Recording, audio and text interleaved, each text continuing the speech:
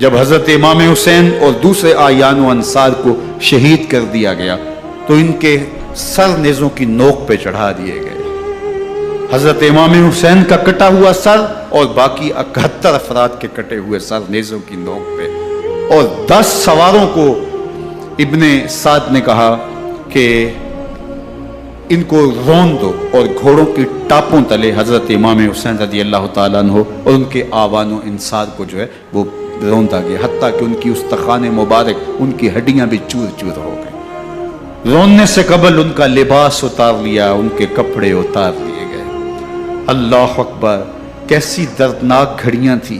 یزید کا صرف یہی بد کرداری کا مرحلہ نہیں تھا، اس کربلا کے صحرا کے اندر یزید نے جس طرح امام حسین رضی اللہ تعالیٰ عنہ کو شہید کیا اور حضرت امام حسین کے خاندان کو شہید کیا، جب مدینہ المنورہ پر یزید نے مسلم بن عقبہ کو مقرر کیا، جس کو بزرگوں نے مصرف بن عقبہ کہا ہے، تو اس کو کہا 3 دن تک مدینے کا حرم تمہارے لیے حلال ہوگا، جو چاہو تم کرنا، اور شامی فوجوں کو اجازت ہوگی۔ تو وہاں بھی انہوں نے 10,000 تابعین اور 700 صحابہ کو شہید کیا۔ حضرت ابو سعید خدری رضی اللہ تعالیٰ عنہ گھر سے باہر نکلے، کافی بوڑھے ہو چکے تھے، تو انہوں نے حضرت ابو سعید خدری کو پکڑ لیا، کہا تم کون ہو؟ کہا مجھے ابو سعید خدری کہتے ہیں۔ تو کہا ہاں تمہارا نام سنا ہے، اور داڑھی سے پکڑ کے کھینچا اور کہا کہ ہے تمہارے پاس جو ہمیں دو؟ تو کہا کہ میرے پاس تو کچھ بھی نہیں، میں تو فقیر آدمی ہوں۔ تو ان کے گھر ان کو لے گئے، تو 2 کبوتر رکھے تھے حضرت ابو سعید خدری نے، تو وہ کبوتر لوٹ کے لے گئے۔ اللہ اکبر۔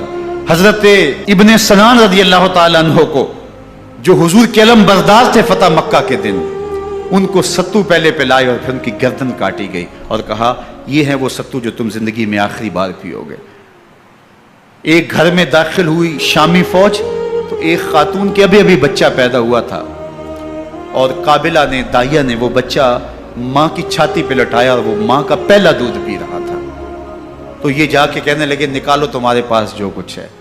تو اس خاتون نے کہا تم جانتے ہو یہ بچہ کون ہے؟ تو انہوں نے کہا ہم نہیں جانتے۔ کہا یہ حضرت ابن ابی کبشہ انماری رضی اللہ تعالیٰ عنہ کا بچہ ہے، اور یہ وہ صحابی ہیں کہ جو بیت الشجرہ کے موقع پہ حضور کے ہاتھ پہ بیعت کرتے ہیں۔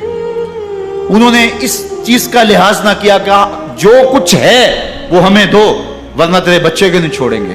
تو ماں بچے سے مخاطب ہو کے کہتی ہے، ابھی بچہ پیدا ہوا ہے اور ماں سے پہلا دودھ پی رہا ہے، کہ بیٹے اگر میرے پاس کچھ ہوتا، وہ قیمتی سے قیمتی چیز بھی ہوتی، تیری جان کے لیے قربان کرتی، لیکن اس وقت میرے پاس کچھ ہے نہیں۔ تو ایک شکی آگے بڑھا اور بچے کو ایک ٹانگ سے پکڑ کے کھینچ کے دیوار کے ساتھ پٹک کے مارا، جس سے دماغ کا بھیجا نکل گیا۔ کیا کیا زیادتیاں نہیں کی۔ 700 صحابہ حرہ کے واقعہ میں شہید کیے یزید نے، اور 10,000 تابعین شہید کیے۔ مسجد نبوی میں ممبر رسول کے ساتھ گھوڑے باندھے، اور وہ ممبر رسول اور مصلی رسول کے قریب لید کرتے رہے۔ حضرت سعید بن المسیب فرماتے ہیں میں نابینا تھا اور حضور کے روضہ انور کے پاس بیٹھا تھا، اور یزید کے سپاہی آتے، جو بھی مسجد میں نظر آتا پکڑ کے لے جاتے، مجھے نابینا سمجھ کے چھوڑ دیتے، لیکن میں پریشان تھا کہ ظہر کا وقت ہوگا، عصر کا وقت ہوگا، مغرب عشاء کا وقت ہوگا، نہ اذان نہ اقامت نہ جماعت، تو کیسے مجھے پتہ چلے گا کہ نماز کا وقت ہو گیا، اور کیسی میری نمازوں کا کیا بنے گا؟ میں اس فکر میں بیٹھا تھا۔ لم ازل اسمع الاذان والاقامت من قبر رسول اللہ صلی اللہ علیہ وآلہ وسلم۔ فرماتے ہیں جب بھی پھر نماز کا وقت آیا، گنبد خضرا سے اذان کی بھی آواز آئی، اقامت کی بھی آواز آئی۔ 3 دن تک مسجد نبوی کے اندر گھوڑے بندے رہے، اور مدینہ کی حرمت پامال کی۔ مدینہ کے گھروں کے اندر یہ بد کماش داخل ہوئے، اور جو بدکاریاں انہوں نے کی، کلیجہ منہ کو آتا ہے۔ 1002 شیزائیں ان بدکاروں کی بدکاریوں کی وجہ سے کنواری حالت کے اندر حاملہ ہوئی۔ 3 دن تک مدینے کا حرم انہوں نے پامال کیا، اور پھر مکہ المکرمہ میں کعبہ اللہ پر گولے برسائے، اور کعبہ کا غلاف جل گیا۔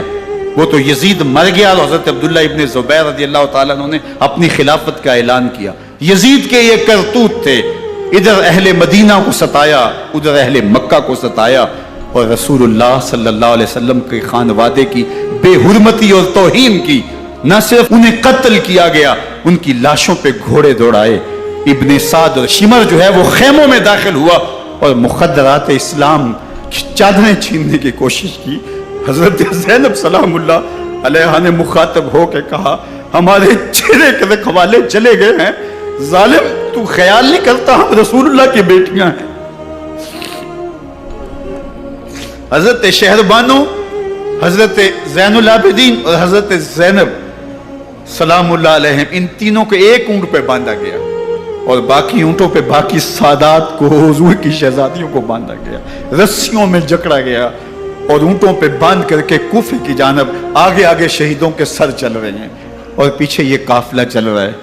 اور جب یہ قافلہ وہاں سے گزرا جہاں لاشیں پڑی تھی، امام زین العابدین 14 سال کے تھے اور بیمار تھے اور ان کا حوصلہ نہ ہوا، وہاں غشی ان کے اوپر آنے لگی اور وہ منظر ابن کثیر نے، باقی لوگوں سب نے لکھا ہے کہ پھر جب ان کی یہ حالت ہوئی تو پھر سیدہ زینب سلام اللہ علیہ، جنہوں نے ابھی تک بڑے حوصلے کے ساتھ ساری مشکلات کا مقابلہ کیا تھا، اب ان کے بندن ٹوٹ گئے اور آنکھوں سے آنسو بہنے لگے اور سیدہ زینب تھے امام حسین رضی اللہ تعالیٰ عنہ کی لاش پہ کھڑے ہو کے، اور وہ روندی ہوئی لاش، ٹوٹی ہوئی ہڈیاں اور وہ بڑا بدن، کٹا ہوا سر نیزے کی نوک پہ اور لاش یہ پڑی ہے، تو حضرت سیدہ زینب نے مدینے کی طرف منہ کر کے جو ہے وہ حضور سے فریاد کی، یا محمد آہو، یا محمد آہو، ھذا حسین بالآراء مزمل بالدماء، یا محمد آہو بناتوں کا سبایا۔ یا رسول اللہ، اے پیارے آقا، یا جدہ ہو، اے ہمارے نانا محترم، یہ دیکھیے آپ کا حسین پڑا ہوا ہے۔ بدن سے کپڑے اتار لیے گئے، خاک ہوائیں اڑا رہی ہیں اور اس کے اوپر چادر جو ہے وہ مٹی کی پڑ گئی ہے۔ حضور آپ کی اولاد کاٹ دی گئی اور پھر کہا بناتوں کا سبایا، حضور دیکھیے آپ کی بیٹیوں کے ہاتھ باندھ دیے گئے ہیں، اونٹوں پہ کس دیا گیا ہے، سرے شہیدہ آگے آگے چل رہے ہیں اور حضرت سیدنا امام حسین کا آگے آگے سر ہے۔ راستے کے اندر ایک جگہ آئی، رات گزری اور ان کو اتارا گیا۔ رات کا موقع تھا، ایک خاتون آئی اور اس نے کوئی کھانا پیش کیا ان کو اور کہا کہ میں کسی زمانے میں حضرت سیدہ فاطمہ تو زہرا کی نوکری کیا کرتی تھی، ان کی لونڈی تھی، ان کی کنیز تھی، اور آج مجھے پتہ چلا کہ آپ لوگ گزر رہے ہیں تو میں نے کہا کہ میں اپنی مخدومہ کے خاندان کی خدمت کروں۔ اور پھر اس نے کہا کہ اس وقت سیدہ کی گود میں ایک 6-7 ماہ کی بچی تھی جس کو زینب کہا کرتے تھے، تو سیدہ زینب نے کہا کہ اماں اگر پہچانتی ہو تو وہ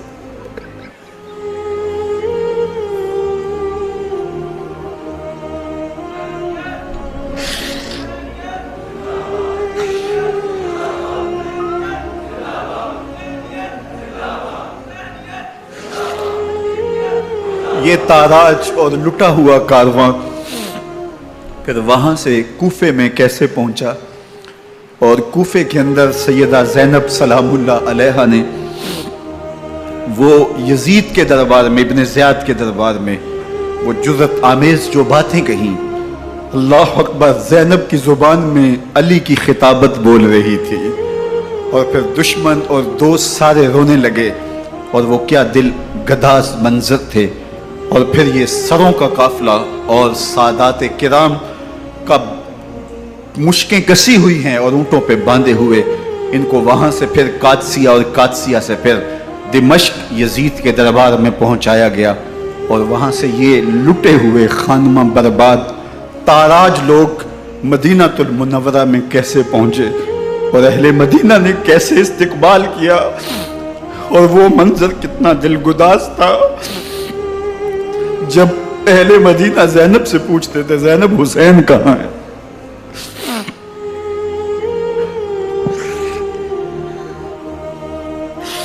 بے مروت بے وفا تیرا بھی کیا افسانہ ہے، جس نے اپنی ہی شمع کو گل کیا تو وہ پروانہ ہے۔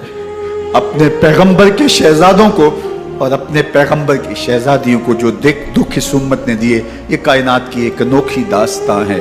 اللہ ہمیں اسوہ شبیری پہ عمل کی توفیق عطا کرے اور ان کے نقوش پاک کی برکتیں دے، اہل بیت کی محبت ہماری روحوں میں جذب کر دے، اور جس عظیمت کے ساتھ، جس حوصلے کے ساتھ انہوں نے دکھوں کو جھیلا، جو دہکتی آگ کے شعلوں پہ سویا وہ حسین، جو جوان بیٹے کی میت پر نہ رویا وہ حسین، جس نے سب کچھ کھو کے کچھ نہ کھویا وہ حسین، مرتبہ اسلام کا جس نے دوبالا کر دیا، خون نے جس کے دو عالم میں اجالا کر دیا، جو کہ سوزے غم کو سانچے میں خوشی کے ڈھال کے مسکرایا موت کی آنکھوں میں آنکھیں ڈال کے۔ اے حسین ابن علی تم پر سلام، نازش آل نبی تم پر سلام۔